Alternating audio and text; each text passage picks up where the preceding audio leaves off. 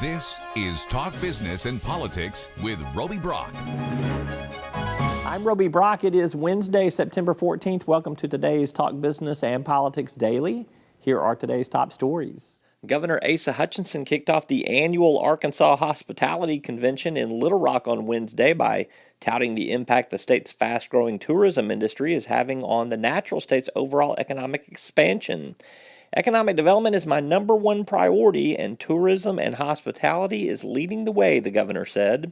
The state's new tourism marketing and outreach campaign will be revealed on the last day of the AHA convention. Talk Business and Politics Steve Bronner takes an in-depth look at how states that have legalized marijuana have been impacted in their workforce and employment situations. Arkansas has 2 medical marijuana proposals that will be on the November ballot if they survive legal challenges. How has medicinal and recreational marijuana impacted states like California, Colorado, and Minnesota? Read more at talkbusiness.net. Finally, we learned a little more, no surprises, about the opponents of a ballot proposal that would allow 3 more casinos to come to Arkansas. Oaklawn and Southland, both of whom have casinos at their horse and dog tracks respectively, have contributed more than $100,000 to the opposition cause. And those are your top stories of the day. You can keep up with these stories and much more on our website at talkbusiness.net.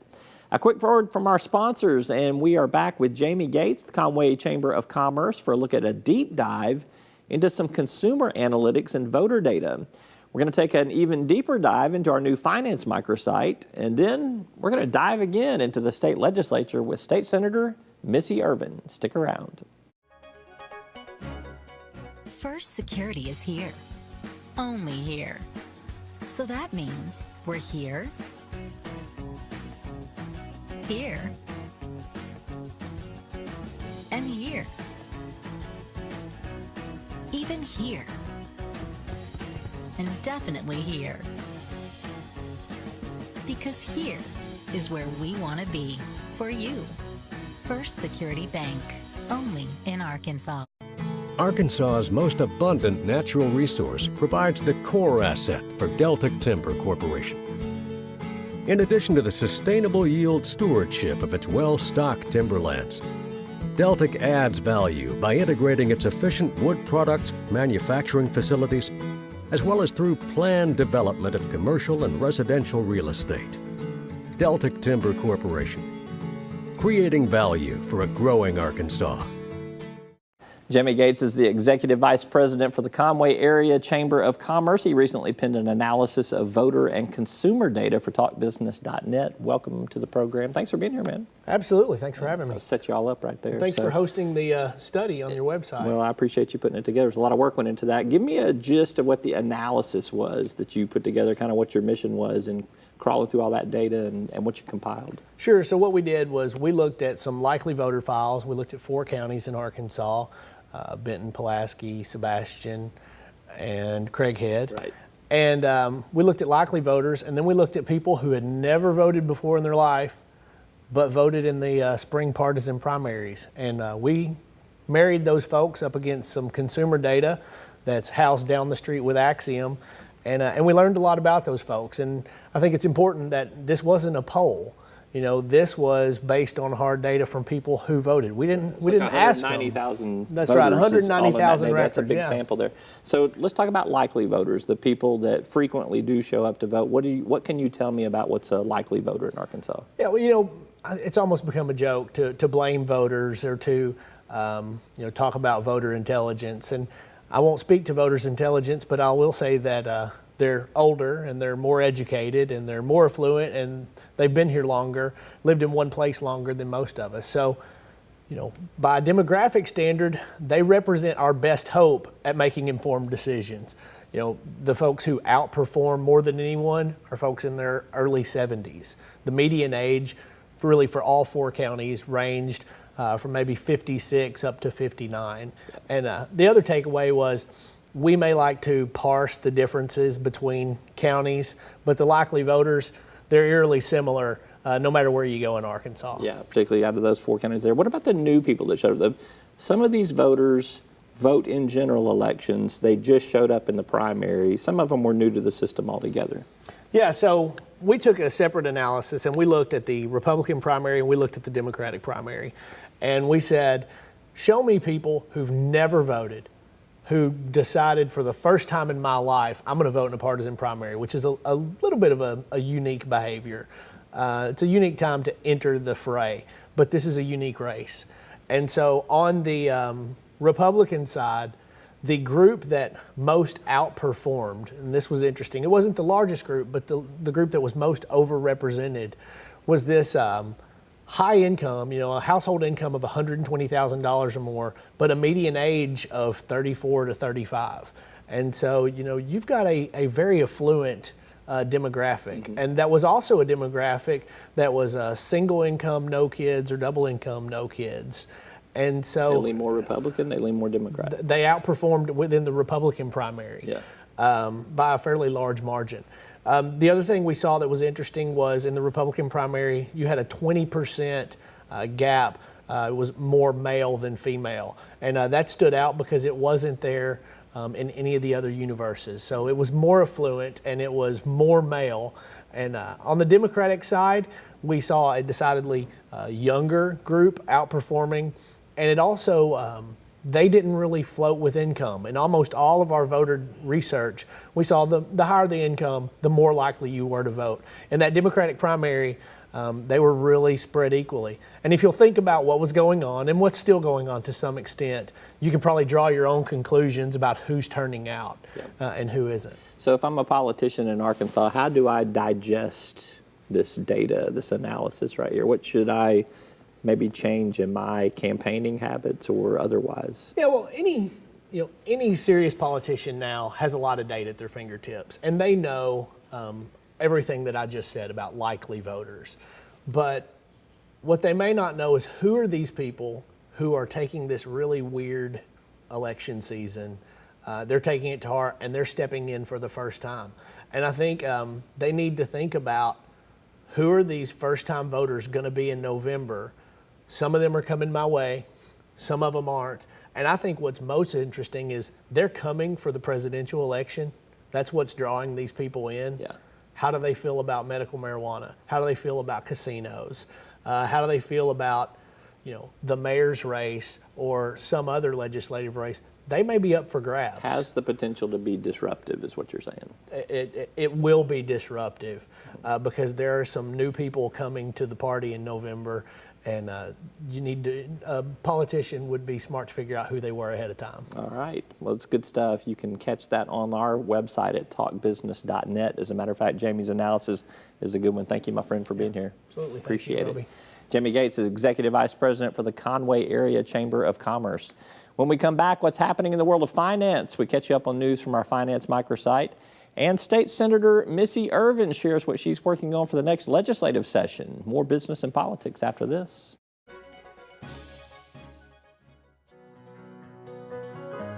Each day, the promise of our nation begins again. Arkansas and America, moving forward. I help make that promise a reality. It's not for everyone, but people everywhere depend on us. Trucking delivers, or everything stops. And that's what drives me. As Arkansas's population grows, so do our energy demands. But with the right mix of resources, reliable, affordable power will always be a reality. These resources are all around us in our rivers, blowing through our trees, even right below our feet. The answer isn't focusing on one resource, it's embracing them all. The electric cooperatives of Arkansas know that a balanced approach to power builds our communities and powers our dreams. Visit themixmatters.com and see why there's power in knowledge. On our home website at talkbusiness.net, you can find a variety of daily stories in our latest news feed. We also take deep dives into key industry news topics on our microsites, which you can find on that homepage, talkbusiness.net. Today, we highlight our finance microsite, which includes stories on banking, investments, and much more. Here are some top stories that you'll find. 8 new members will be inducted in the Arkansas Insurance Hall of Fame. The 2016 induction banquet will be held Thursday, October 27th at the Ferris Center on the campus of the University of Central Arkansas. This year's inductees include Harry Campbell, Larry Clark, Bob Hall, Wayner Marks, Dr. George Mitchell, Raymond Rebsamen, Don Sfarler, and Karen Yezi. You can read more about them at talkbusiness.net. Increased competition is squeezing bank margins in Northwest Arkansas. Dr. Tim Yeager with the University of Arkansas said the trend shows bank earnings in the region are steady but not strong. His analysis of 11 banks shows that net interest income ratio fell to 2.98% for those 11 banks in the second quarter. That's down from 3.04% at the end of 2015, and it's well below the 3.55% at all U.S. banks in the second quarter. Simmons First completed its acquisition of Tennessee-based Citizens National Bank. That deal pushes Simmons to more than $8.1 billion in assets, $5.3 billion in loans, and $6.5 billion in deposits. Check out those finance microsite stories at our website at talkbusiness.net. Just scroll down to the bottom half of our homepage, and you'll find them as well as much, much more. A quick break, and we're back with State Senator Missy Irvin. What's on her legislative agenda for 2017? Find out after this.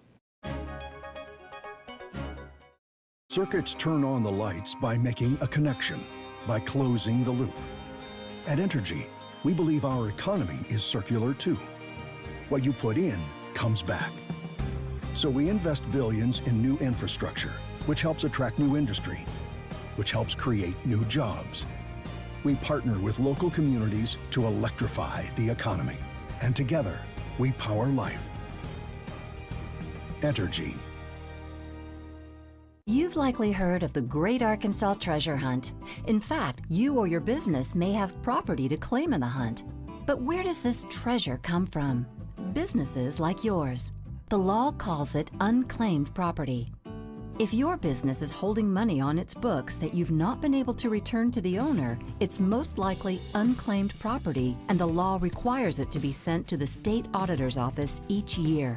Auditor Andrea Lee's office can make the process for businesses to comply with the law easy and straightforward. Help us help you return Arkansans' unclaimed property at auditor.ar.gov. State Senator Missy Irvin is a Republican from Mountain View, Arkansas. Her district runs through the core, the north central part of the state. I caught up with her at the state capitol for a little Q&A. Tell me a little bit about what you got in the can, what you're working on towards the 2017 session. We have done a tremendous amount of work working with DCFS and DOIS, particularly in their reorganization with DHS, and lots of reforms happening. The governor appointed a wonderful group of people that really have dug in and done a lot of work on child welfare reform and the foster care situation in our system.